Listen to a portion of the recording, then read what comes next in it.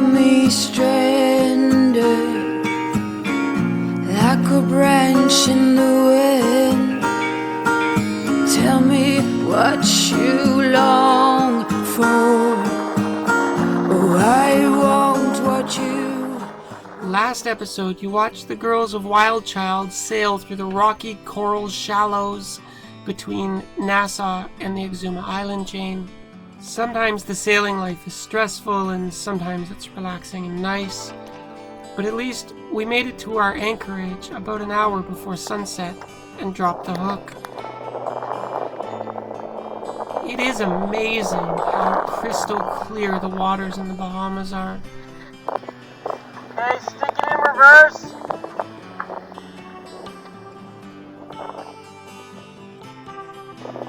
Okay, we're gonna bear down.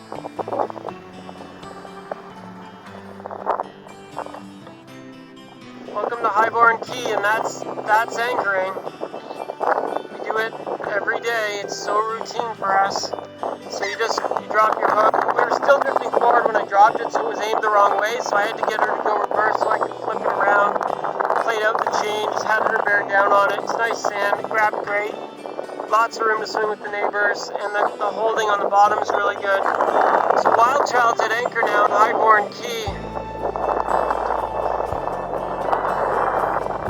We'll track our position, make sure we're holding good, and call it a day. Let's have dinner. It's 10 to 6 on Monday, May 20th.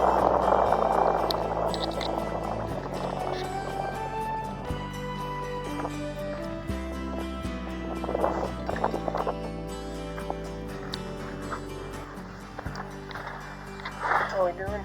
Well, I'm not sure about this. No, we would have sprung forward on the chain a bit quicker. Wait, where were we when you bared down?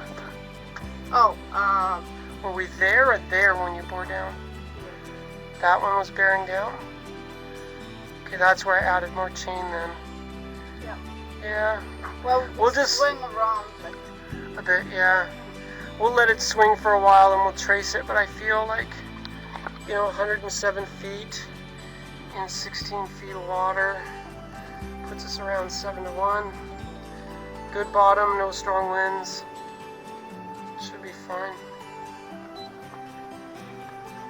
Let's call it a day. Let's call it a day.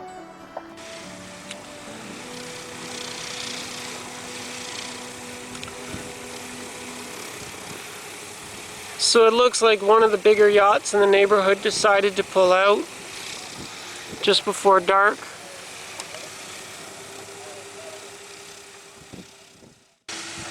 He wasn't here an hour ago.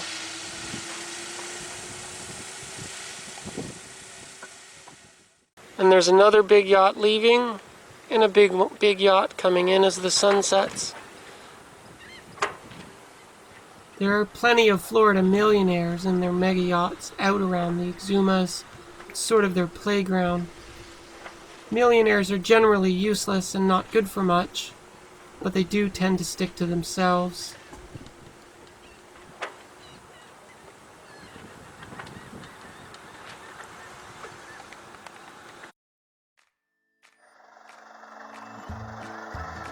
We are in Highborn Cay in the Exumas. It's like 9:30 in the morning. Alina's still in bed, but I'm going to get the boat underway. We're going to make about a 40-mile jump south, but we're going to go out into the sound. Seems to be a nice anchorage. There's still quite a few boats here. My new crewmate, Princess Elena, is still in bed, but it's after 9:30 and I've got to get WildChild moving. She's been in bed for like 14 hours and we just can't wait anymore. So I get the anchor lifted and the engine started and head off by myself. Let's get the anchor up. Although the waters in the Exumas are crystal clear and the beaches are spectacular, there's really not much else here. There's not much to do. This is Highborn Key Marina. Slowly I get WildChild under motor through the Highborn Key cut out into deeper waters, And eventually, Elena joins me at the helm. Well, the winds are not exactly that favorable. It was supposed to be 8 to 10, it's less. We were seeing 3 and 4, but we're kind of headed in the right direction. We're headed southeast and the winds are from the east, so we'll have, you know, a decent wind angle. We're gonna set the boat up and go as far as we can. You know, Georgetown's up there, but there's an iguana island here in the Exumas in a national park we'd like to get to 40 miles ahead for today. But sometimes when you're sailing, you do what you can do. Like, who knows how far we're gonna make it. So, I mean, conditions are calm, let's just do what we can do. Well, today is going to be an exciting day for you guys. We are going to run WildChild cutter rigged, which I don't think you guys have seen before, but one of the many awesome abilities that WildChild has. We're running on a beam reach in light winds like 6 knots. So by running 2 head sails, we're going to try to improve the efficiency, even though it does kind of affect the slot. We're going to put out as much sail area as we can without throwing a spinnaker. So let's do it. So for the first time that you guys have ever seen it, WildChild has their tiny little storm sail deployed. It'll be an inside cutter sail, but hopefully it'll help with airflow. Now we just got to get the Jenny out.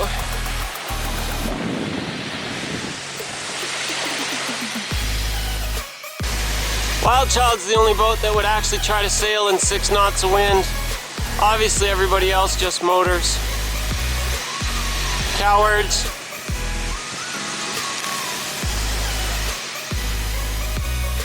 Too tight, because the wind angles, we're on a beam reach actually, so we'll have to figure out the sails.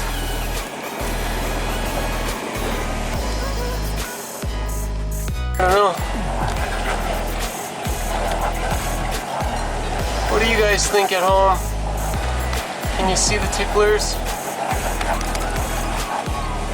Oh, sorry, my salt-stained canopy, but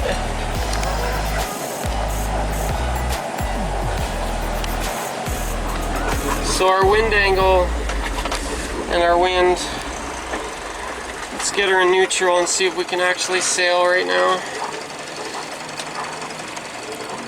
So we put the engine to neutral. We'll see what the actual wind angle is, and then we'll begin trimming our sails accordingly.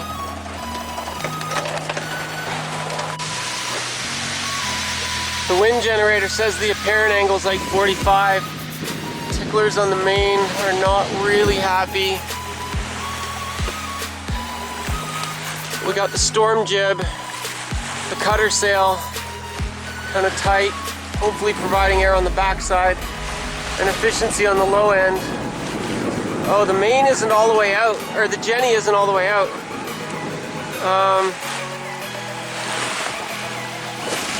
Let's see the ticklers on the Jenny. Not so happy. Light wind sailing can actually be more challenging and require more skill than strong wind sailing.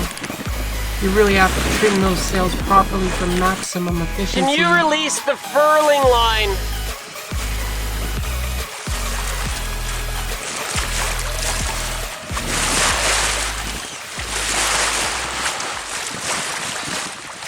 Okay. I'm not sure how I did this. Somehow, I'm still like half wrapped and then bare pole and then wrap the other way.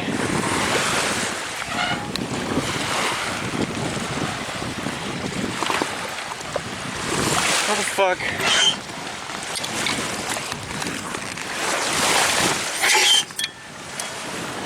I don't know.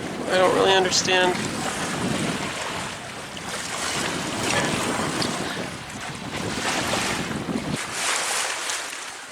Starboard Jenny sheet, pull it tighter.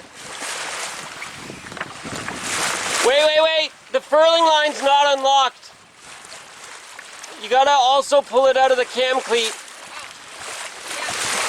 Okay, now do the starboard Jenny sheet tighter.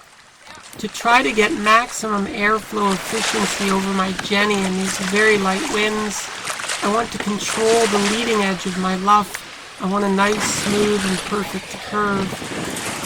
I've got to get this thing untangled. For some reason, this thing is still half twisted. Oh, there we go. Beautiful. No, now you can loosen it again. Well, for the riggers out there, y'all can make fun of me for this. It's not exactly straight. She does have a curve in her.